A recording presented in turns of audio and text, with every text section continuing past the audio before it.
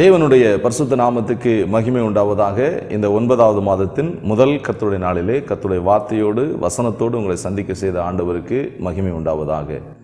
இந்த நாளிலே கர்த்தர் நமக்கு கொடுத்த வேத பகுதிக்கு நேராக நாம் கடந்து செல்வோம். கடந்த வாரத்திலே தேவ ஞானத்தின் மேன்மை குறித்து நாம் பார்த்தோம். அதனுடைய தொடர்ச்சியே இந்த நாளிலே நாம் கவனிக்க போகிறோம். அதையே கர்த்தர் நமக்கு செய்தியாக சொல்லியிருக்கிறார். சாலமோன் என்றாலே ஞானி. ஞானத்துக்கு பெயர் போனவன் சாலமோன். சாலமோனுக்கு தேவன் கொடுத்த ஞானத்தை முன்பு யாருக்கும் கொடுக்கவும் இல்லை. சாலமோனுடைய நாட்களுக்கு பின்பும் அப்படிப்பட்ட ஞானத்தை கர்த்தர் யாருக்கும் கொடுக்கவில்லை. அவ்வளவு சிறந்த ஒரு ஞானத்தை சாலமோனுக்கு கர்த்தர் கொடுத்தார். நம்முடைய ஆண்டவராகிய இயேசு நமக்கு ஞானமும் மீட்புமாய் இருக்கிறார். அந்த ஞானம் என்னவெல்லாம் செய்யும் என்பதை கடந்த வாரத்தில் ஆவியா நமக்கு சொல்லிக் கொடுத்தார். அந்த ஞானம் நம்முடைய வாழ்க்கையில் கிடைக்கும் பொழுது நம்மேல் பயம் கலந்த ஒரு மரியாதையை நமக்கு ஏற்படுத்தி கொடுக்கும். ஒன்று. இரண்டாவது, அந்த தெய்வீக ஞானம் என்ன செய்யணும் கேட்டால் இளைப்பாறுதலை நமக்கு கொடுக்கிறது. அமைதலான, இடையூறு இல்லாத, எதிரி இல்லாத இளைப்பாறுதலை அந்த ஞானம் நமக்கு ஏற்படுத்தி கொடுத்தது. சாலமோனுக்கு ஏற்படுத்தி கொடுத்தது. மூன்றாவதாக, தெய்வீக ஞானம் ஐஸ்வர்யத்தையும் மகிமையும் நமக்கு கொண்டு வந்து தருகிறது. கடைசியாக இந்த தெய்வீக ஞானம் நம்முடைய வாழ்க்கையில் நமக்கென்று ஒரு தனித்தன்மையை, ஒரு தனி அட்ரஸை ஏற்படுத்தி கொடுத்து விட்டு போகும். ஒரு தனி அடையாளத்தையே இந்த தெய்வீக ஞானம் ஏற்படுத்தும் என்பதை கடந்த வாரத்தில் ஆவியா நமக்கு சொல்லிக் கொடுத்தார். இந்த நாளில் கர்த்தர் கொடுக்கிற செய்தி என்னவென்று சொன்னால், அந்த தெய்வீக ஞானத்தை பெற்றுக்கொள்வதற்கு சாலமோன் என்ன செய்தார், சாலமோன் என்ன விசேஷம் இருந்தது, அந்த தெய்வீக ஞானத்தை பெற்றுக்கொள்ள நாம் என்ன செய்யலாம், அதை தான் இந்த நாளில் கர்த்தர் செய்தியாக சொல்ல போகிறார். இந்த நாளின் செய்திக்கு ஆதாரமாக அதே 1 ராஜாக்கள் புஸ்தகம் 3ஆம் அதிகாரம் 10வது வசனத்தை நான் உங்களுக்கு வாசிக்கிறேன். 1 ராஜாக்கள் 3ஆம் அதிகாரம் 10வது வசனம்.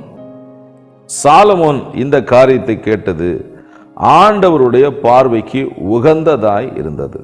சாலமோன் இந்த காரியத்தை கேட்டது ஆண்டவருடைய பார்வைக்கு உகந்ததாய் இருந்தது. ஜெபம் செய்வோம். பரிசுத்த பிதாவே, இரக்கமுள்ள எங்கள் ஆண்டவரே, இந்த நல்ல நாளிலே உங்கள் தயவுள்ள சித்தத்தை எங்களுக்குள்ளே பூரணமாய் நிறைவேற்றுவீராக. சாலமோனுக்கு நீர் கொடுத்த ஞானத்தை எங்கள் எல்லாருக்கும் நீங்கள் தந்து எங்களை ஆசீர்வதிங்கப்பா. அந்த ஞானத்தை எப்படி உம்மிடத்திலிருந்து பெற்றுக்கொள்வது என்பதை இந்த நாளில் காவியம் உங்களுக்கு சொல்லிக் கொடுக்குறீங்க. அதுக்காக ஸ்தோத்திரம்.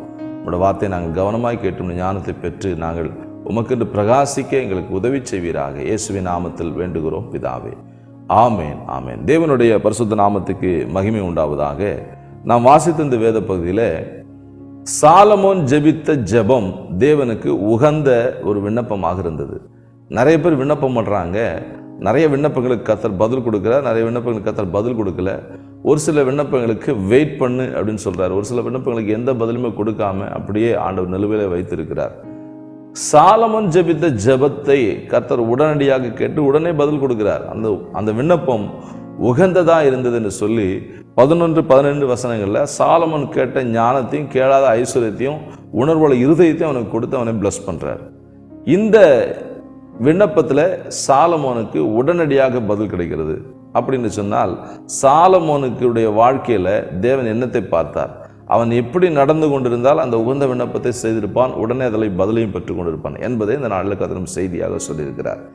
சாலமோன் ஜெபித்த உகந்த விண்ணப்பத்துக்கு காரணம் என்னன்னு கேட்டிங்கன்னா, அவன் விண்ணப்பம் மாத்திரம் செய்திடல, ஒரு சில காரியங்களை சாலமோனுடைய வாழ்க்கையில் நாம் காணப்போகிறோம். அதை நம்முடைய வாழ்க்கையில் கடைபிடித்து நாம் ஜெபிக்கும் பொழுது நம்முடைய விண்ணப்பம் உகந்ததாக மாறும். உடனடி பதிலையும் நாம் பெற்றுக்கொள்ள முடியும். இந்த காலவேளையில் சாலமோனுடைய வாழ்க்கையில் உகந்த விண்ணப்பம் செய்ய அவனுடைய வாழ்க்கை எப்படி தகுதியுள்ளதாக இருந்தது. 1 ராஜாக்களின் புஸ்தகத்தில் 3ஆம் அதிகாரத்தில் 3வது வசனம் வாசிங்கன்னா, சாலமோன் உகந்த விண்ணப்பம் செய்வதற்கு முன்பதாக அவன் கர்த்தரிடத்தில் அன்பு கூர்ந்தான். கர்த்தரிடத்தில் அன்பு கூறாம உகந்த விண்ணப்பம் செய்ய முடியாது. விண்ணப்பம் செய்தாலும் கர்த்தர் கேட்க மாட்டார். வசனத்தை கேளாதவனுடைய ஜெபம் அருவருப்பானது என்று வேதம் நமக்கு எச்சரிக்கிறது. இந்த காலவெளியில் நாம் செய்ய வேண்டிய முக்கியமான காரியம் என்னன்னு கேட்டீங்கன்னா, தேவனிடத்தில் அன்பு கூறணும். தன் தகப்பனை போல சாலமோன் தேவனிடத்தில் அன்பு கூர்ந்தார். ஆண்டவரை அதிகமாய் நேசித்தார். ஆண்டவரிடத்தில் அன்பை, ஞானத்தை விரும்புகிற நாம் கர்த்தரிடத்தில் அன்பு கூற வேண்டும். தேவனிடத்தில் அன்பு கூறுவது, அவர்கள் அன்பை ஆண்டவரத்தில் அன்பு கூறுவது என்று சொன்னால் என்ன, தேவனிடத்தில் அன்பு கூறுவர்கள் என்ன செய்வாங்க அப்படின்னு கேட்டிங்கன்னா, 1 யோவான் 5ஆம் அதிகாரம் 3ஆம் வசனத்தில் அவரிடத்தில் அன்பு கூறுகிறேன் என்று சொன்னவர் அவருடைய கற்பனைகளை கை கொள்ளணும். வசனத்தை கை கொள்ள வேண்டும். அதுதான் ஆண்டவரத்தில் அன்பு கூறுவது. அவருடைய வழியில் நடப்பது தான் ஆண்டவரத்தில் அன்பு கூறுவது. அவருடைய வழியில் நடக்காமல், வசனத்தை வாசிக்காமல், வசனத்தினை வாழாமன்னா ஆண்டவரை நேசிக்கிறேன், ஆண்டவர்கிட்ட அன்பு கூறுறேன், ஆண்டவர் கேட்டது கொடுக்க மாட்டேங்கிறான்னு நீங்கள் கர்த்தர் மேலே கம்ப்ளைண்ட் பண்ணுறதுல நியாயம் கிடையாது. சாலமோன் கர்த்தரிடத்தில் அன்பு கூர்ந்தார். சாலமோன் ஜெபித்த ஜெபம் கர்த்தருக்கு உகந்த விண்ணப்பமாக இருந்தது. கேட்ட உடனே கர்த்தர் ஞானத்தை கொடுத்துட்டார், கேளாத ஐஸ்வர்யத்தையும் கர்த்தர் கொடுத்தார். இந்த கால வேளையில் நம்முடைய வாழ்க்கையில் கர்த்தரிடத்தில் அன்பு கூறுகிறோமா? நம்முடைய அன்பை கர்த்தருக்கு செலுத்துகிறோமா? யாக்கோபு 1:5-7 வாசின, உங்களில் ஒரு ஞானத்தில் குறைவுள்ளவனார் யாவருக்கு சம்பூர்ணமாய் கொடுக்கிறவரும் ஒருவரையும் கடிந்து கொள்ளாமல் தேவனத்தை கேட்கலாம். எவ்வளவு வேணும் சந்தேகப்படாமல் கேட்கணுமா? விசுவாசித்து நீங்கள் கேட்கணும். விசுவாசம் எப்படி வரும்? தேவனத்தில் அன்பு கூறாமல் உங்களுக்கு விசுவாசம் வராது. அன்பு கூறவன் கர்த்தரை விசுவாசிப்பான், அன்பு கூறாதவன் கர்த்தரை விசுவாசிக்க மாட்டான். நம்பிக்கையில தானே அன்பு, அன்பு தானே நம்பிக்கை. நம்பிக்கையை நம்ம சேர்த்து கர்த்தரிடத்தில் அன்பு கூறும்போது நிச்சயமாக நாம் விண்ணப்பிக்கிற விண்ணப்பங்களுக்கு கர்த்தர் பதில் கொடுக்கிறார். தெய்வீக ஞானம் வேண்டும் என்று சொல்லுகிறவர்கள் என்ன செய்யணும் கேட்டால், சந்தேகப்படாமல் ஆண்டுகிட்ட கேட்கணும். சந்தேகப்படுகிறவன் அன்பு கூற மாட்டான். சந்தேகம் அன்பை பிரித்து விடும். குடும்பங்களை பிரிப்பது இன்றைக்கு சந்தேகம் என்ற மிகப்பெரிய பேய். இந்த சந்தேகத்துக்கு இடம் கொடுக்கக்கூடாது. கர்த்தர்கிட்ட ஜெபிச்சிங்கன்னா கர்த்தரை சந்தேகப்படக்கூடாது.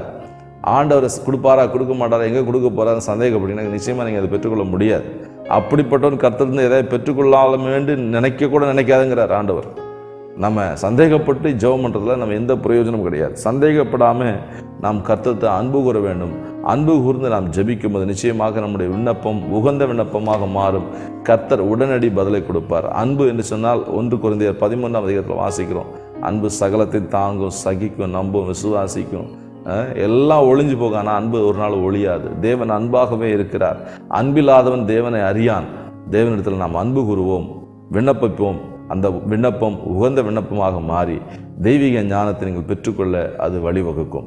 இரண்டாவதாக சாலமோனிடத்தில் காணப்பட்ட முக்கியமான காரியம் 1 ராஜாக்கள் 3:3 நீங்கள் வாசிக்கும் போது, ஆண்டவர் சாலமோன் தன் தகப்பனுடைய கற்பனைகளின்படி நடந்தான் என்று அந்த இடத்துல பதிவு செய்திருக்கிறார். ஆனால் ஆவியான அந்த காலையில் சொல்லுகிறது, சாலமோன் கர்த்தருடைய இருதயத்துக்கு ஏற்றவனாய் நடந்தான் என்று ஆண்டவர் சொல்லுகிறார். எப்படி இதை சொல்லுகிறார்? 1 சாமுவேல் புஸ்தகத்தில் 13:14 நீங்கள் வாசிக்கும் போது, தாவீது தேவனுடைய இருதயத்துக்கு ஏற்றவன் என்று சாமுவேல் சவுலிடத்தில் அறிக்கை செய்கிறார். எந்த சூழ்நிலை இதை அறிக்கை செய்கிறார் என்று சொன்னால், சவுலிடத்தில் ஆண்டவர் சொல்லுகிறார், நீ அமலேக்கிற எல்லாவற்றையும் கொன்று அழித்து போட்டுவிட்டு சொல்கிறார். ஆனால் இந்த சவுல் தேவனுக்கு கீழ்ப்படியாமல் நேர்த்தியானவைகள் எல்லாம் ஆண்டவருக்கு பலியிட வேண்டும் என்று பிடித்து கொண்டு வந்து கீழ்ப்படியாமல் போகிறான். இதை உணர்ந்த ஆண்டவர் உடனடியாக சாமுவேலை கொண்டு எச்சரிக்கிறார். சாமுவேல் சொல்லுகிறார், கர்த்தர் இப்பொழுது உம்மை தம்முடைய ராஜாவாக இருக்கிற நிலையிலும் தள்ளிவிட்டார், தம்முடைய இருதயத்துக்கு ஏற்ற ஒருவனை தெரிந்து கொண்டார். அப்போனா தேவனுடைய இருதயத்துக்கு ஏற்றவர்கள் யார்? கர்த்தருடைய வார்த்தைக்கு கீழ்ப்படுகிறவர்கள், கர்த்தருடைய சத்தத்துக்கு அடிபணிகிறவர்கள் தான் கர்த்தருடைய இருதயத்துக்கு ஏற்றவர்கள். தாவீது கர்த்தருடைய இருதயத்துக்கு ஏற்றவன் என்று ஆண்டவர் அறிக்கை செய்தார். இந்த இடத்துல நீங்க வாசிங்கன்னா 1 ராஜாக்கள் 3:3 தன் தகப்பனுடைய வழியில நடந்தான் என்று வாசிக்கிறோம். தகப்பன் எந்த வழியில் நடந்தார்? தேவனுடைய இருதயத்துக்கு ஏற்ற வழியில நடந்தார். அப்பனா தகப்பன் எப்படி கற்பித்திருப்பார் சாலமோனுக்கு? தேவனுடைய இருதயத்துக்கு ஏற்றவனா எப்படி நடந்து கொள்ள வேண்டும் என்று ஆண்டவர் கற்பித்திருப்பார். அந்த கற்பனைகளிலே தாவீது நடந்தார், சாலமோன் நடந்தார். அப்பனா சாலமோன் கர்த்தருடைய இருதயத்துக்கு ஏற்றவராக இருந்தார். நம்முடைய ஜீவியம் கர்த்தருடைய இருதயத்துக்கு ஏற்றதா இருந்தாதான் நம்முடைய விண்ணப்பம் கர்த்தருக்கு உகந்ததா இருக்கும். அந்த உகந்த விண்ணப்பத்துக்கு உடனே பதில் கொடுப்பார். பிரியமானவர்களே, தேவனுடைய தெய்வீக ஞானத்தை நீங்கள் விரும்புனீங்கன்னா உங்கள் வாழ்க்கை கர்த்தருக்கு உகந்ததா இருக்கிறதா, நம்முடைய ஜீவியம் கர்த்தருக்கு உகந்ததா இருக்கிறதா என்பதை நாம் கவனிக்க வேண்டும். தேவ ஞானத்தை விரும்பிக்கிற நாம் நம்முடைய ஜீவியத்தை தேவன் இருதயம் விரும்புகிற அளவுக்கு மாற்ற வேண்டும். 1 சாமுவேல் 15:22 தேவனுக்கு முழுமையாக நாம் கீழ்ப்படிய வேண்டும் என்பதை நாம் உணர்கிறோம். கீழ்ப்படிதல் தான் கர்த்தருக்கு முக்கியம். பலியை பார்க்கலும் கீழ்ப்படிதல் மிக மிக அவசியம். இதை நாம் இந்த காலவேளையில் உணர்ந்து கொள்ள வேண்டும். தேவ ஞானத்தை விரும்புகிற நாம் கர்த்தருக்கு முழுமையாக கீழ்ப்படிய வேண்டும், அவருக்கு முழுமையாக அடங்கி நடக்க வேண்டும். தேவ ஞானத்தை பெறுவதற்கு நாம் அவருடைய கற்பனைகளுக்கு முழு மனதோடு கீழ்ப்படிய வேண்டும். தேவனுக்கு முழுமையாய் கீழ்ப்படிய வேண்டும். கீழ்ப்படியாமை என்கிறதான பாவம் ஏதேனுக்குள்ள நுழைந்த உடனே மாத்திரத்தில் ஆண்டவர் ஆதாம் ஏவாளை ஏதேன் துரத்தி விட்டார். கீழ்ப்படியாமை உங்களுடைய ஆசீர்வாதத்தை இழக்க செய்யும். நீங்கள் கீழ்ப்படிந்து நடக்கும்போது உங்களுடைய விண்ணப்பங்கள் உகந்ததாய் மாறி உங்களுக்கு தெய்வீக ஞானத்தை பெற்றுத்தரும். நீங்கள் கேட்கிற எல்லாவற்றையும் கத்த தருவார். கேளாத ஐஸ்வர்யத்தையும் கத்தர் உங்களுக்கு தருவார். மூன்றாவதாக சாலமோனிடத்தில் மிக உயர்ந்த குணம் என்னன்னு கேட்டிங்கன்னா, தன்னை யார் என்பதை சாலமோன் உணர்ந்திருந்தார். 1 ராஜாக்கள் 3:7 நீங்கள் வாசிங்கன்னா, அவர் ஜெபிக்கும் போது கத்தர் கேட்கும்போது சொல்கிறாரு, நான் போக்கு வரவு அறியாத சிறு பிள்ளை அப்படிங்கிறத பதிவு செய்கிறார். உண்மைதான். சாலமோன் ராஜாவாவதுக்கு முதல் தாவீது ராஜா வந்தார். தாவீதான் எல்லாரும் ராஜாவாக்கி அவரை கொண்டாடினாங்க. சாலமோன் வளர்ந்து வருகிற பிள்ளை. தாவீது ராஜாவுக்கு வயது சென்ற உடனே சாலமோன் அழைத்து ராஜாவாக மாற்றுகிறார். ஜனங்களாம் என்ன பேசியிருப்பாங்க? நாங்கள் பார்த்து வளர்ந்த பையன் இப்போ எப்படி இருக்கிறான்? ராஜாவாக இருக்கிறான். நாங்கள் பார்த்து வளர்ந்த பையன் பாவன் இன்னைக்கு ராஜாப்பா அப்படின்னு பேசியிருப்பாங்க. இதே சாலமோனும் கேட்டிருப்பார். சாலமோன் அதையே பதிவு செய்ய, நான் சின்ன பிள்ளைப்பா, இவங்க முன்னால் நான் சின்ன பையன், போக்குவரத்து அறியாது, சரி என்ன செய்ய லெஃப்டில் போகிறதா ரைட்டில் போகிறதா தெரியாது எனக்கு அப்படிங்கிறார். சின்ன பிள்ளைங்களுக்கு எந்த வழியில் போகிறதுன்னு தெரியாது. பிரியமானவர்களே, இந்த கால வேளையில் நாம் போக்குவரத்து அறியாத சிறு பிள்ளையாக தாழ்த்தி தேவ சமூகத்தில் ஒப்பு கொடுக்கும்போது நிச்சயமாக நாம் தெய்வீக ஞானத்தை பெற்றுக்கொள்ளத்தக்கதை நான் உகந்த விண்ணப்பம் பண்ண கர்த்தர் உதவி செய்வார். நீங்கள் உகந்த விண்ணப்பம் எப்படி செய்ய முடியுங்கிட்ட, உங்களை தாழ்த்துனீங்கன்னா தான் நீங்கள் உகந்த விண்ணப்பமே செய்ய முடியும். தாழ்மை உள்ளவர்களுக்கு கர்த்தர் கிருபை அளிக்கிறார். தாழ்மை உள்ள கர்த்தர் உயர்த்துகிறார். தன்னை தாழ்த்தி கேட்ட சாலமோனுக்கு கர்த்தர் உடனே கர்த்தர் பதில் கொடுத்தார். இயேசு சொல்கிறாரு, நீங்கள் சிறுபிள்ளையை போல மாறாவிட்டால் பரலோகராஜ்யத்தில் பிரவேசிக்க முடியாது. நாம் சிறுபிள்ளையை போல மாற வேண்டும். நம்முடைய குணநலங்கள் மாற வேண்டும். தாழ்மையை அணிந்து கொள்ள வேண்டும். இந்த தாழ்மையை நாம் விரும்பும் போது நிச்சயமாக தாழ்மையை அணிந்து கொள்வோம். மத்தேயு 19:14 இயேசு இதை பதிவு செய்கிறார். 2 ராஜாக்கள் 5:14 நீங்கள் வாசிங்கன்னா, நாகமான் அப்படிங்கிற ஒரு குஷ்டரோகி சுஸ்தம் அடைந்த சம்பவத்தை நான் வாசிக்க முடியும். அவன் தண்ணிக்குள்ளே இறங்கி 7 முறை முங்கி எந்திக்க சொன்னார் தீர்க்கதரிசி. அவன் 7 முறை முங்கி எந்திச்சு 7வது முறை தான் அவனுடைய மாம்சம் சிறுபிள்ளையின் மாம்சத்தை போல மாறியதான். அவன் முங்காமல் போகலான்னு முடிவு பண்ணிட்டான். ஆனால் வேலைக்காரன் சொன்னது ஆலோசனை கீழ்ப்படிந்து அவன் இறங்கினான். அவனுடைய இருதயம் மேட்டு மேலிருந்து இறங்கி சிறுபிள்ளை இருதயத்தை போல மாறி கீழ்ப்படிந்தது. உங்கள் இருதயம் சிறுபிள்ளை இருதயத்தை போல நீங்கள் மாறலைன்னா நீங்கள் ஆசீர்வாதம் பெற்றுக்கொள்ள முடியாது. நாகமன் அப்படியே போயிருந்தா அதே குஷ்டரோகியாக தான் போயிருப்பான். ஆனால் அவனுடைய இருதயம் சிறுபிள்ளை போல மாறிச்சு. முதலாவது இறங்க வேண்டியதில் இறங்கினா, ரதத்திலிருந்து இறங்கினா, மேட்டு மேலிருந்து இறங்கினா, கௌரவத்திலிருந்து இறங்கினா, பண திமிரிலிருந்து இறங்கினா. அவன் குணப்பட்ட பின்பு அவனுடைய குணாதிசயம் பார்த்தீங்களா? கேஆசி போய் அவன்கிட்ட திருட்டுத்தனமாக காணிக்க வாங்கும்போது, இதையும் கூட வாங்கிக்கோ, இதை கூட வாங்கிக்கோ, அதை கூட வாங்கிக்கோன்னு கேட்குறான். கெஞ்சி கொடுக்குறான். தீர்க்கதரிசிட்ட மறுபடியும் திரும்பி வந்து தீர்க்கதரிசி நன்றி சொல்லி காணிக்கலாம் கொடுக்குறான். ஆனால் தீர்க்கதரிசியை வாங்க மறுத்துடுறாரு. உடனே எனக்கு ஒரு பொதி மண் வேணும், நான் தேவனுக்கு இஸ்ரவேல் தேவனை தவிர வேறு யாருக்கும் நான் பலியிட மாட்டேன், மன்னிப்பு, நான் என்னுடைய எஜமானுக்கு நான் கைலாக்கு கொடுக்கணும் விக்கிர கோயிலில், அதை மாத்திரம் மன்னிக்கணும். எல்லாவற்றுக்கிட்ட சிறுபிள்ளை போல மாறிட்டான். அவன் இருதயம் சிறுபிள்ளை போல மாறினதான் அவன் மாம்சம் சிறுபிள்ளை போல மாறிச்சு. இன்னைக்கு அநேக பேர் ஒரு வியாதியில் சிக்கியிருக்கிறீங்க. ஆண்டு சொல்கிறாரு, உங்கள் இருதயம் சிறுபிள்ளை போல மாறட்டும். மன்னிக்க வேண்டியவங்களும் மன்னிச்சிருங்க, மறக்க வேண்டியதை மறந்துடுங்க. உங்கள் சரீரம் சிறுபிள்ளை போல மாறிடும். நீங்கள் சிறுபிள்ளை போல ஆயிடுவீங்க. கர்த்தர் ஆசீர்வதிப்பார். சாலமோன் சிறுபிள்ளையாய் மாறி ஜெபித்தான். அதான் உகந்த விண்ணப்பம்.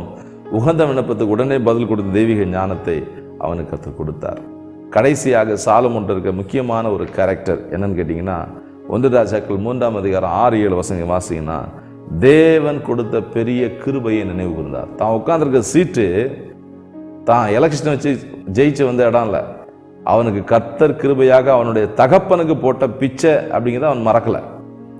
அந்த பிச்சை தான் எனக்கும் கொடுத்துருக்கிறீங்கப்பா, என் தகப்பனுக்கு நீ செய்த பெரிய கிருபையினால இந்த ராஜாங்கத்தில் நான் வந்து உட்காந்துருக்கேன். என் தகப்பனை தேர்ந்தெடுத்தீங்க, ஆடுகளுக்கு பின்பாக போனேன், என் தகப்பனை தேர்ந்தெடுத்து பெரிய கிருபை செய்து அவனை ராஜாவாக்குனீங்க, அந்த ஸ்தானத்தில் அவனுடைய மகனாக என்ன ராஜாவாக வச்சிருக்கிறீங்க அப்படிங்கிற பெரிய கிருபையை உணர்ந்து கொண்டு ஜெபித்தார். நம்ம வந்த வழியை மறக்கக்கூடாது. நம்ம தாழ்விலிருந்து கர்த்தர் நம்மை தூக்கினார். தாழ்மையிலே நம்மை நினைத்திருக்கிறார். அந்த ஆண்டவரை நினைச்சு நாம துதித்து நம்ம ஜெபிக்கும் போது நம்முடைய விண்ணப்பம் உகந்த விண்ணப்பமாக மாறும். நீங்க கேட்கிற காரியங்களை கர்த்தர் பெற்றுக்கொள்ளலாம். கர்த்தர் உங்களை பிரியமாய் ஆசீர்வதிப்பார். முழு மனதோடு மகிழ்ச்சியோடு கர்த்தர் உங்களை ஆசீர்வதித்து உங்களை நடத்துவார். நீங்க உங்களை எப்படி தாழ்த்தி ஜெபிக்கிறீங்க, கிருபையை மறந்துடாதீங்க. எந்த ஒரு நிலையில கிருபையை நாம மறக்கவே கூடாது. சங்கீதம் 100 சங்கீதம் 5 வசனம், ஆண்டவர் நம்முடைய தலைமுறை வரைக்கும் நமக்கு கிருபை செய்கிறாராம். இது உணர்ந்து நாம மறக்கவே கூடாது. தாவீது கிருபை செய்தார். தாவீதுடைய அடுத்த ஜெனரேஷன் ஆகிய சாலமோனுக்கும் கர்த்தர் கிருபை செய்தார். அவனுடைய பின் சந்ததிக்கு எல்லாவற்றுக்கும் தாவீது நிமித்தம் ஒரு விளக்கு தாவீதுக்கு கர்த்தர் கொடுத்தார் ராஜாங்கத்தில். அந்த விளக்கு அணையாதபடி கர்த்தர் காத்து நடத்தினார். பிரியமானவர்களே, உங்கள் வாழ்க்கையில் நீங்கள் கர்த்தருக்கு அன்பு செலுத்தி கிருபையை மறக்காமனீங்கன்னா உங்கள் பின் சந்ததிக்கு அந்த கிருபை கிடைக்கும். அந்த பின் சந்ததியும் தேவனுடைய கிருபையை உணர்ந்து கொள்ளும்படியாக நீங்கள் அறிவு புகட்ட வேண்டும். அதில் மறந்துடக்கூடாது. கர்த்தர் உங்களை ஆசீர்வதிப்பாராக. 4 விசேஷமான தன்மைகள் சாலமோனுக்குள்ள இருந்தது. அந்த 4 தன்மைகள் வழியாக தேவனிடத்தில் அவன் உகந்த விண்ணப்பம் பண்ணது ஏதுவாக இருந்தது. உகந்த விண்ணப்பத்துக்கு உடனடி பதிலை கர்த்தர் கொடுத்தார். முதலாவது, சாலமோனுக்கு இருந்த முக்கியமான காரியம், தேவனிடத்தில் அன்பு கூர்ந்தார். 2வது, தகப்பனை போல தேவனுடைய இருதயத்துக்கு ஏற்றவராய் இருந்தார். 3வதாக, சாலமோன் தன்னை யார் என்பதை உணர்ந்து தன்னை சிறுபிள்ளை போல தாழ்த்தி ஜெபித்தார். கடைசியாக, தன் தகப்பனுக்கும் தனக்கும் தேவன் செய்த பெரிய கிருபையை நினைவிலே வைத்திருந்து ஜெபித்தார், நினைவு கூர்ந்து ஜெபித்தார். நம்ம எல்லாவற்றையும் நினைவு கூர்ந்து தாழ்த்தி தேவ சமூகத்தில் காத்திருப்போம். நிச்சயமாக நம்முடைய வாழ்க்கையில கர்த்தர் பெரிய காரியங்கள் கர்த்தர் அன்பு கூறுவோம். அவருடைய இருதயத்துக்கு ஏற்றவர்களாக நடந்து கொள்வோம். நம்மை தாழ்த்தி நடப்போம். கர்த்தர் பெரிய காரியங்களை செய்வார். ஜெபிக்கலாம். பரிசுத்த பிதாவே, இரக்கமுள்ள எங்கள் ஆண்டவரே, பரலோகத்தின் தகப்பனே, இந்த நல்ல மகிமையான நாளிலே, இந்த 9வது மாதத்தின் முதல் நாளிலே உம்முடைய வார்த்தையோடு வசனத்தோடு நாங்கள் வந்து இந்த சமூகத்தில் அமர கர்த்தர் கொடுத்த கிருபைக்காக ஸ்தோத்திரம். கொடுத்த விலையேறப்பட்ட வார்த்தைகளுக்காக கோடி கோடி கோடி நன்றி அப்பா. கோடான கோடி ஸ்தோத்திரம் ஐயா. உம்முடைய திருக்கரத்தில் எங்களை அர்ப்பணிக்கிறோம். எங்களை தாழ்த்தி உம்முடைய பரிசுத்த பாதத்தில் ஒப்புக் கொடுக்கிறோம். தொடர்ந்து கர்த்தர் நடத்தும். உம்முடைய வார்த்தை கேட்டும் மக்களை பிதா, குமாரன், பரிசுத்த ஆவி நாமத்தினாலே அடியேன் ஆசீர்வதித்து ஜெபிக்கிறேன். இந்த கரம் கூடவே இருக்கட்டும். பாதுகாத்துக்கொள்ளும். தயவுள்ள சித்தத்தை பூரணமாக நிறைவேற்றி நடத்துகிறார். இரட்சகராகிய இயேசுவின் நாமத்தில் மிகுந்த தாழ்மையோடு வேண்டுகிறோம் அன்பின் பிதாவே. ஆமென், ஆமென். God bless you. கர்த்தர் உங்களோடு இருப்பார். கர்த்தர் நடத்துவார்.